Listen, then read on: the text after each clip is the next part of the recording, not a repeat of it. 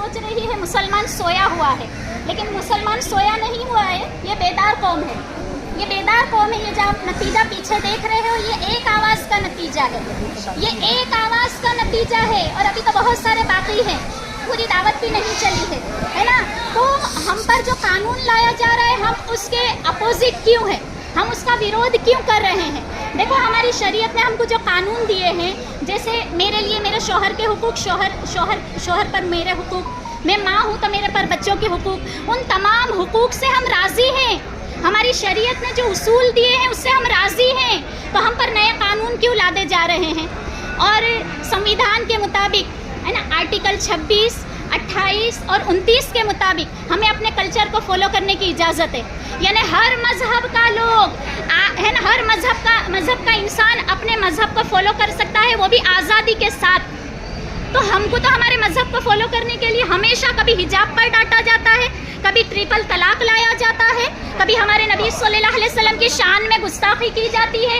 बार बार मुसलमान ही क्यों आ रहा है, बार बार मुसलमान इसलिए आ रहा है कि बेरोजगारी का मुद्दा पीछे हट जाए, बार बार मुसलमान इसलिए आ रहा है कि शिक्षण का मुद्दा पीछे हट जाए, बार बार मुसलमान इसलिए आ रहा है कि औरतों और बच्चों की जो इज्जतें लूटी जा रही है ना, वो मुद्दा सामने ना आए। बस मुसलमान मुसलमान करके हर मुद्दे को आगे लाया जा रहा है, सारे मुद्दे पीछे हैं। फिलहाल गुजरात की सरकार पर 3.25 लाख करोड़ का कर्जा है, लेकिन यहाँ क्या लाई जा रही है, यूसीसी लाई जा रही है। सरकार तल पापड़ हो रही है यूसीसी लाने के लिए। पहले हमारे सारे मुद्दे हल करो। किसान आज तक खुश नहीं है, किसान को आज तक इंसाफ नहीं मिला है ना। तो कहा कि तुम लोग सिर्फ मुसलमानों पर जुल्म क्यों करते हो। और मैं तो कहती हूँ कि जब जब आपने मुद्दा उठाया है ना, खुद मुसलमान और दूसरी कौमें उस मुद्दे को पढ़ रही हैं। जैसे मैं मिसाल दूं, आपने तलाक का मुद्दा उठाया, सारे हमारे हिंदू भाई बहन भी तलाक को पढ़ने लगे कि तलाक आखिर क्या है।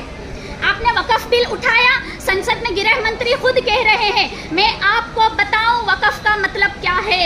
वक़फ़ का मतलब है दान में दी हुई ज़मीन। यानी आप खुद अब इस्लाम को पढ़ रहे हो। हमें तो बड़ा अच्छा लगा, इस्लाम फैल रहा है, हमको तो बड़ा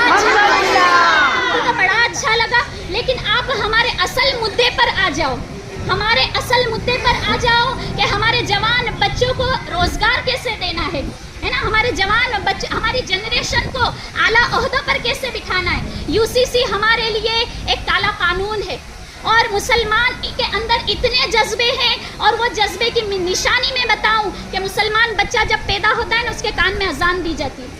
तो कोई मुसलमान सोया हुआ नहीं है, वो जज्बात वाला है, वो जागा हुआ है, उसके अंदर ईमान के शोले भड़क रहे हैं है ना। उस चिंगारी को बस आग बनाने की देर है।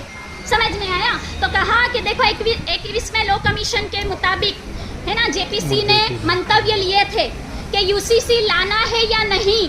तो तमाम के मंतव्य ये गए थे कि यूसीसी नहीं लाना है ना। उस वक्त कह दिया था कि यूसीसी नहीं लाया जाएगा। 22वां लॉ कमीशन भी मिलाया गया, बिठाया गया, लेकिन वो कमेटी यूं ही स्थगित हो गई। यानी 21 को ही माना जाएगा कि यूसीसी नहीं लाया जाएगा। तो आप तो कॉन्स्टिट्यूशन की हिफाजत करने वाले हो, आप खुद कॉन्स्टिट्यूशन को रोंद रहे हो, आप खुद संविधान को रोंद रहे हो। हमारी बेहतरी के लिए कोई कानून लाओ, हमारी बेहतरी के लिए। और मोदी जी यूँ कहते हैं कि मैं मुसलमान औरतों को अपनी बहनें कहता हूँ, तो बहनों के लिए तो ये कानून हम तो कह रहे हैं हमें ये कानून पसंद नहीं है।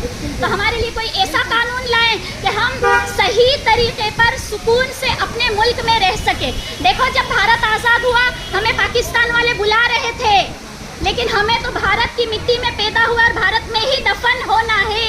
हम अपनी खुशी से यहाँ रहे हैं, तो हमें खुशी से यहाँ रहना है। ओके।